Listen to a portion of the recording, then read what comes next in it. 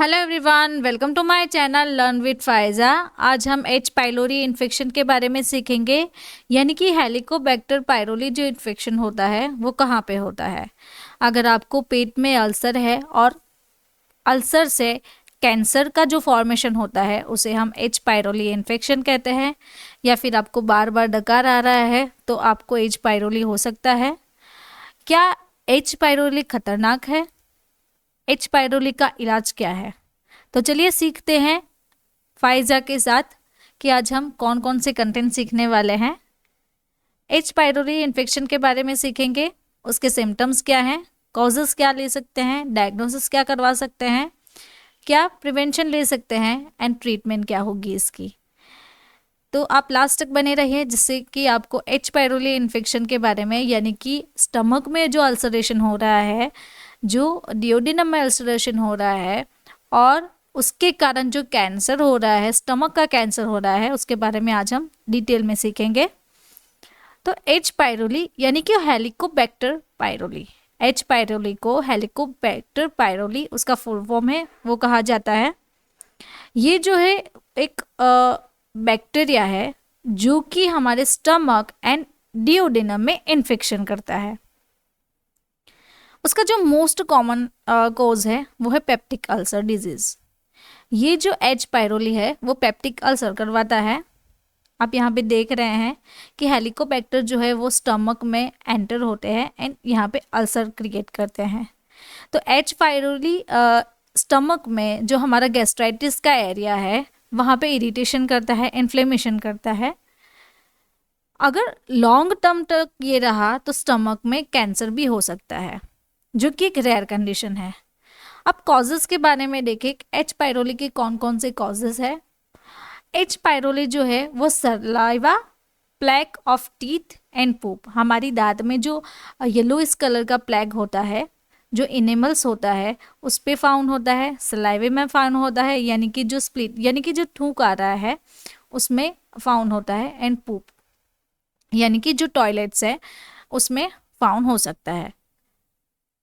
ये जो है वो पर्सन टू पर्सन स्प्रेड होता है, यानी कि कोई किसिंग कर रहा है तो उससे स्प्रेड होगा, हैंड टच से भी स्प्रेड हो सकता है। साइंटिफिकली ये जो एच पायलोरी है वो कॉन्टामिनेटेड वाटर एंड फूड से फैलता है, यानी कि आप कोई ऐसा फूड ले रहे हैं, कोई ऐसा कॉन्टामिनेटेड वाटर ले रहे हैं, इसके कारण आपके हैंड के थ्रू आपके स्टमक में एच पायरोली ट्रांसफ़र होता है। अब सिम्टम्स के बारे में देखें कि कौन कौन से सिम्टम्स रहते हैं एच पायरोली के। नोजिया, वॉमिटिंग, वॉमिटिंग में आपको ब्लड आ सकता है, इनडाइजेशन यानी कि प्रॉपर तरीके से डाइजेशन नहीं होगा, बर्पिंग रहती है यानी कि डकार आता है बार बार, लॉस ऑफ एपेटाइट, भूख कम लगती है, डार्क स्टूल होते हैं यानी कि डार्क स्टूल में ग्रे, आपको ब्राउन स्टूल हो सकते हैं, ग्रीन स्टूल हो सकते हैं, आपको ब्लोटिंग रहता है, वेट लॉस जैसा फील होता है, बर्निंग पेन रहता है स्टमक में, स्टूल करने के बाद आपको स्टूल में ब्लड दिखता है, फटीग यानी कि थकान एंड वीकनेस, कमजोरी रहती है हमारी बॉडी में। तो ये जो सारे सिम्टम्स हैं वो एच पायरोली इन्फेक्शन के हैं। वीडियो के बीच में मैं आपको बताना चाहती हूँ कि अगर आपको हम ऐसे ही डिजीज़ के बारे में कंसल्टेशन लेना है तो आप हमें व्हाट्सअप करें, जिससे कि आपको प्रॉपर गाइडेंस मिलेगी, प्रॉपर मेडिकेशन प्रोवाइड होगी, तो आपको जो भी डिजीज़ है वो कंसल्ट ले सकते हैं उसका। नाउ हम हमारे टॉपिक पे वापस से आते हैं कि एच पायरोली जो इन्फेक्शन है उसकी डायग्नोसिस क्या है, कौन कौन सी डायग्नोसिस करवा सकते हैं। सबसे पहले जो हेल्थ केयर प्रोवाइडर है वो आपकी मेडिकल हिस्ट्री चेक करेंगे, फिजिकल एग्जामिनेशन होगा आपके स्टमक का कि कहाँ पे पेन हो रहा है, कितना पेन हो रहा है, कितने दिन से हो रहा है। ब्रीथ टेस्ट होगा कि आप ब्रीथिंग प्रॉपर ले रहे हैं या नहीं ले रहे हैं। स्टूल टेस्ट होगा, स्टूल में कोई ब्लड आ रहा है, कौन से कलर का स्टूल है, एंड उसके बाद अपर एंडोस्कोपी, जो स्टमक है, स्टमक की एंडोस्कोपी हो सकती है कि उसके कारण स्टमक के अंदर में पता चले कि आपको कोई इन्फ्लेमेशन है या फिर अल्सरेशन है या फिर स्टमक में कैंसर है। तो ये जो सारे हैं वो उसकी डायग्नोसिस है। अब प्रिवेंशन के बारे में देखें कि कौन कौन सी प्रिवेंशन हम ले सकते हैं। आपको क्लीन वाटर जो है वो ड्रिंक करना है, यानी कि जो फूड ले रहे हैं, जो पानी पी रहे हैं आप, वो क्लीन वाटर यूज़ करें, जिससे कि आपको कॉन्टेमिनेशन ना हो स्टमक में और जो इन्फेक्शन ना फैल रहे। आप अपने हाथ 20 सेकंड तक विथ सोपी वाटर से प्रॉपर तरीके से क्लीन करें खाना खाने के बाद एंड बाथरूम से निकलने के बाद। तो आप प्रॉपरली हैंड वॉश कीजिए, जिससे कि आपको ये जो इन्फेक्शन है वो ना फैले। अब ट्रीटमेंट ऑप्शंस ये हैं कि कौन कौन से ट्रीटमेंट्स है एच पायरोली की जो कि हम ले सकते हैं। एंटीबायोटिक्स हैं, proton pump inhibitors, bismuth subsalicylate, antacids and ulcer protectives. तो ये जो सारी है वो ट्रीटमेंट ऑप्शंस है। अब ट्रीटमेंट में हम आगे देखेंगे कि एंटीबायोटिक्स है कौन कौन से कॉम्बिनेशंस में दी जाती है एंटीबायोटिक, कौन कौन से प्रोटॉन पंप इनहिबिटर्स है, एंटासिड्स कौन सी है। तो चलिए देखते हैं इसके बारे में डिटेल में कि कौन कौन से ट्रीटमेंट आएगी। सबसे पहले है यहाँ पे एंटीबायोटिक्स। तो एंटीबायोटिक्स में है amoxicillin, clarithromycin, metronidazole, tetracycline and rifabutin plus amoxicillin. तो ये जो कॉम्बिनेशन है, कॉम्बिनेशन में दी जाती है एमोक्सिसिलिन के साथ एमोक्सिसिलिन प्लस पोटेशियम क्लेवालुनेट भी दी जाती है। तो ये जो है वो एंटीबायोटिक्स है। तो आपको 1 से 2 भी एंटीबायोटिक्स दी जाती है।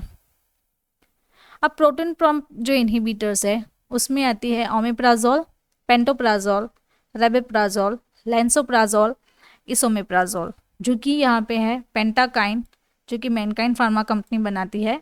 तो ये भी एक ऑप्शंस है, वो भी आप इसमें से एक टेबलेट ले सकते हैं। बिस्मथ सब्सिलेट, ये जो है वो एक च्यूएबल टेबलेट है। आप यहाँ पे देख रहे हैं ये च्यूएबल लिखा हुआ है। बिस्मथ सब्सिलेट्स अपसेट स्टमक में जो इन्फेक्शन हो रहा है, स्टमक हमारा अपसेट हो गया है, तो उसे रिलीव करने के लिए, और एंटी डायरियल प्रॉपर्टी भी है इसकी, तो उसमें भी ले सकते हैं। ये जो है वो बेसिकली 5 सिम्टम्स को रिलीव करता है, यानी कि nausea, heartburn, indigestion, upset stomach and diarrhoea. इसमें 30 च्यूएबल टेबलेट्स आती है।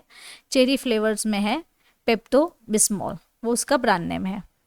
तो this preparation help in management of symptoms of H pylori infections.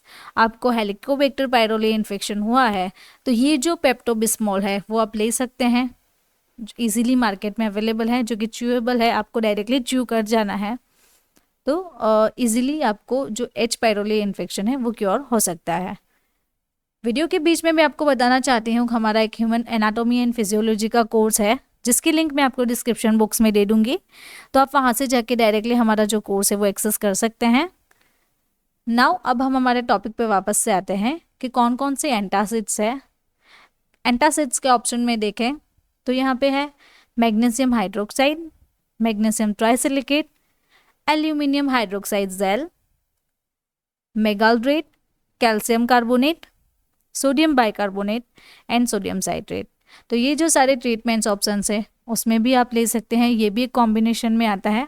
यानी कि अगर आप देख रहे हैं तो यहाँ पे एंटासिड है जो कि शुगर फ्री में अवेलेबल है, लिविजी एंड इनो का ये जो 6 का पैक्स है वो भी आप ले सकते हैं। इससे भी आपको जो एसिड स्टमक में आ रहा है उसे आपको रिफ्लेक्स मिलेगा। Now ulcer protectives. Ulcer protective में जो ऑप्शंस है वो है सुक्राल्फेट, जो कि एच पायरोली इन्फेक्शन को कॉज करता है, जो कि आपके स्टमक में अल्सर हुआ है तो उसे वो ट्रीट करेगा। यहाँ पे सुक्राल्फेट का सस्पेंशन है एंड सुक्राल्फिल की टैबलेट भी मार्केट में अवेलेबल है सुक्राफिल नाम से, जो कि फॉरेस्ट कंपनी बनाती है। अगर आपको मेरा ये वीडियो अच्छा लगा तो आपको ये वीडियो भी अच्छा लगेगा। ऐसे ही डिजीज़ेस के बारे में अगर आपको स्टडी करना है तो आप हमारे चैनल को सब्सक्राइब कर सकते हैं, और भी आपको डिटेल में जानना हो तो आप मेरा जो कंसल्टेशन नंबर है व्हाट्सएप नंबर, तो आप कंसल्टेशन ले सकते हैं। Thank you for watching my video.